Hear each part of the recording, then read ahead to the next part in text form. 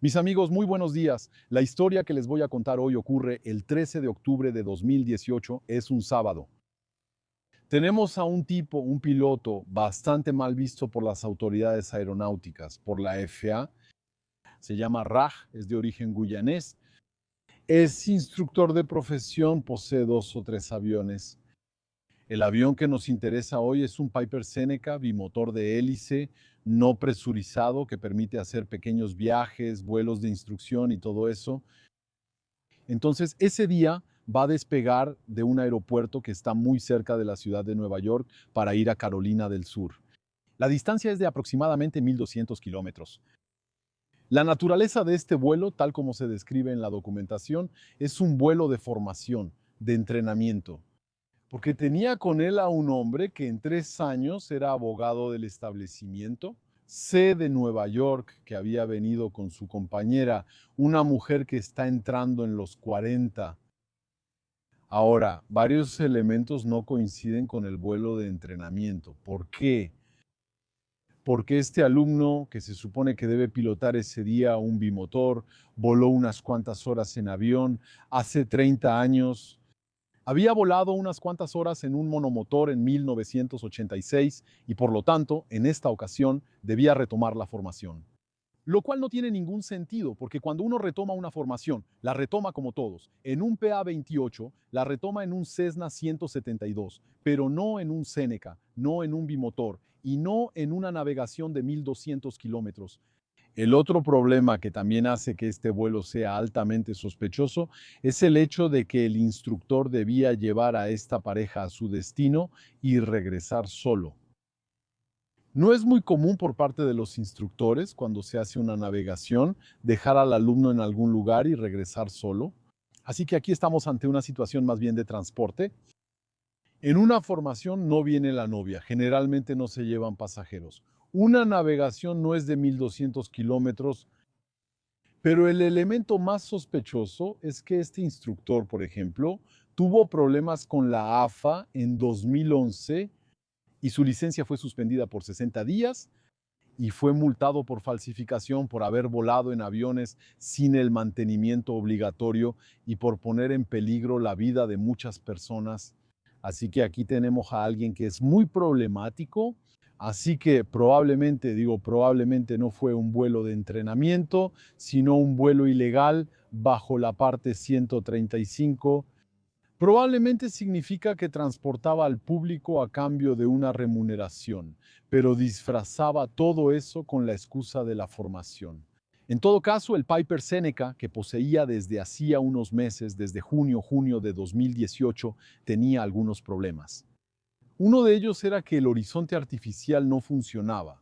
Pilotos que usaron ese aparato lo describieron como poco confiable. Eso significa que a veces funciona, a veces no funciona. Y no fue reemplazado. El horizonte artificial, como es un instrumento giroscópico, generalmente es un poco más caro que los bariómetros, altímetros, relojes y todo eso. Son los instrumentos más caros y generalmente envejecen mal. ¿Por qué? Porque tienen elementos rotativos en su interior.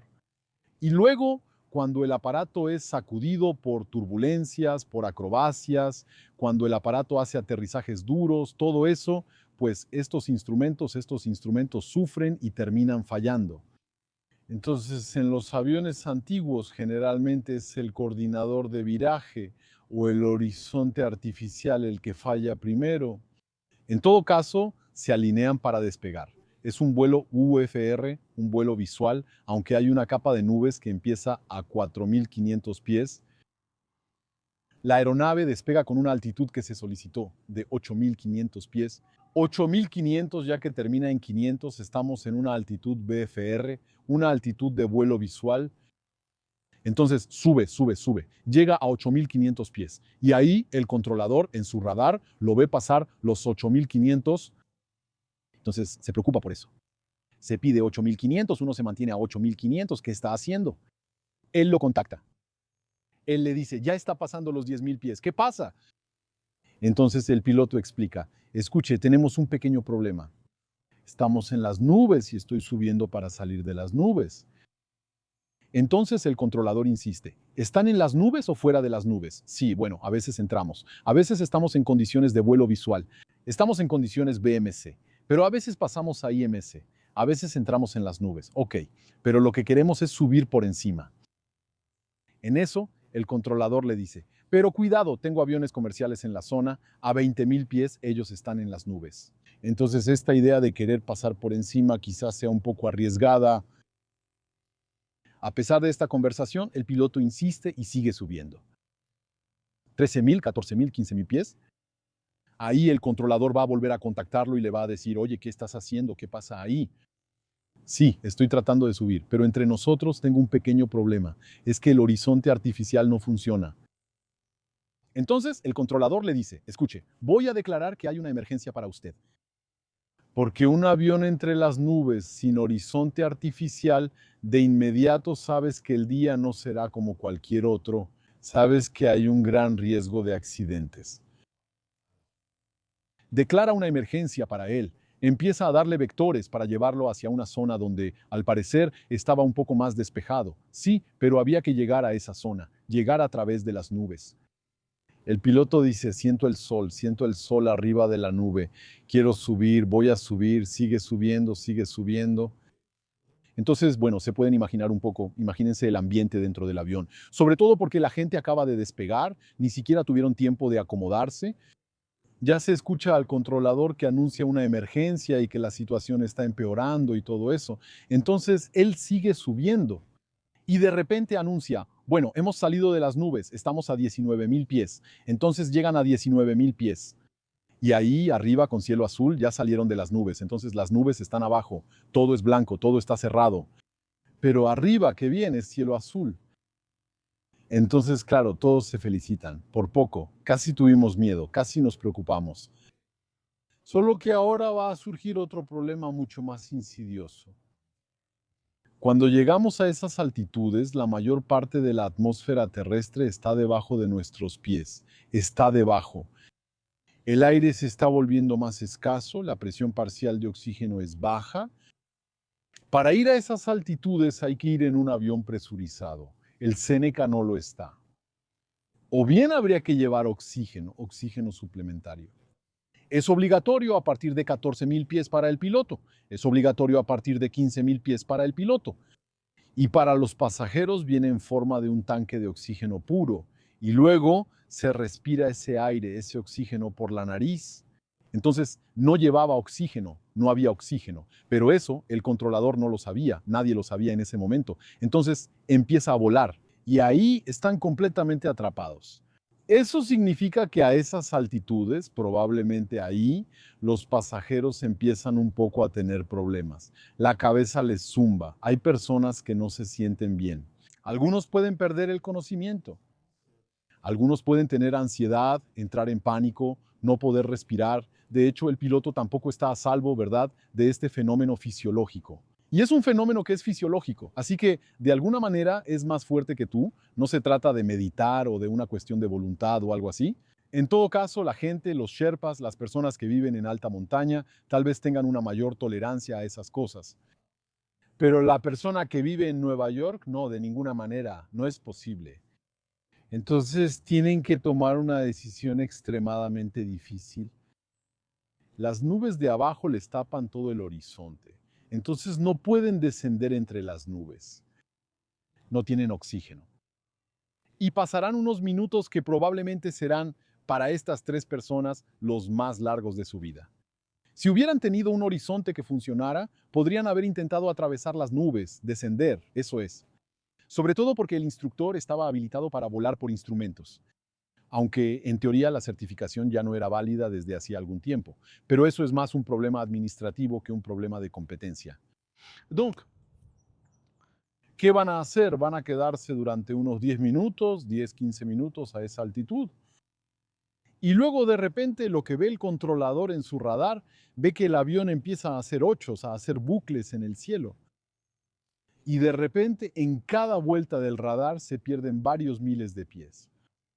Es como si este piloto, sintiendo literalmente que iba a perder el control de la situación, que iba a desmayarse o incluso empezando a desmayarse, Bueno, lo que hace es que empuja la palanca de mando y decide arriesgarse atravesando las nubes, probablemente la única opción viable a sus ojos. Entonces el aparato empieza a descender a 10.000 pies por minuto. Ya no estamos hablando de un descenso controlado, sino de una caída, literalmente.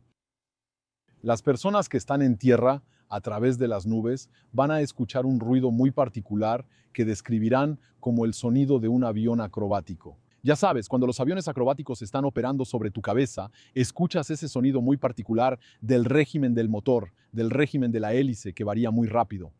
Es el gobernador de la hélice, las hélices de velocidad constante, el que tiene dificultades para gestionar, para mantener la hélice a velocidad constante, precisamente por el aire que cambia muy rápido de dirección y el avión que cambia de actitud. Entonces, sientes esa lucha que hace que el régimen de la hélice, el régimen del motor, varíe sin parar. Es un sonido muy particular.